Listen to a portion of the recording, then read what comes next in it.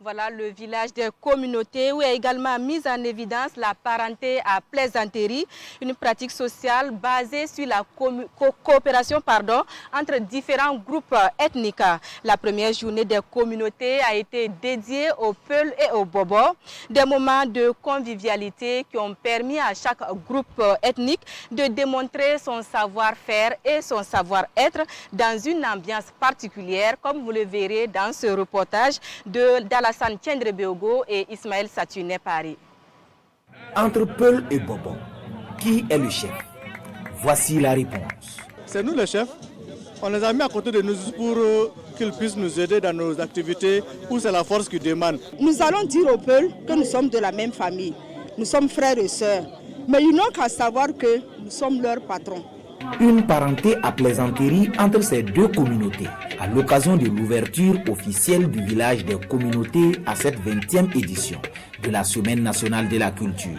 Une tribune d'expression qui permet de mettre en valeur les pratiques sociales basées sur les valeurs du vivre ensemble. Quand on remarque dans les zones où il y a la communauté Peul et Bobo, c'est la cohabitation parfaite, il n'y a pas de bagarre, il n'y a pas de mésentente.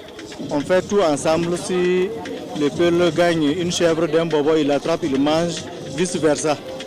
Donc c'est des valeurs à encourager. Quand la parenté à plaisanterie prend le dessus, il y a le pardon qui existe, il y a la cohésion qui existe et ça fait bon vivre.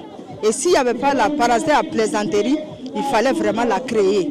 Et vraiment, ça représente beaucoup pour nous. La parenté à plaisanterie est un patrimoine culturel immatériel qui sert à renforcer les liens entre les communautés. C'est un instrument qui doit demeurer. Cet instrument nous permet de surmonter beaucoup de difficultés. Ça nous permet d'avoir une approche assez particulière et authentique des conflits et de nos rapports. De pouvoir vivre ensemble et de pouvoir approcher nos problèmes en utilisant les leviers de la coutume pour régler nos différends. Aujourd'hui, plus que jamais, nous devons travailler à préserver cette valeur, à la promouvoir et surtout à la consolider. Parce que je pense également que c'est le début de perte de ces valeurs-là qui fait aujourd'hui également que nous sommes dans un certain nombre de difficultés.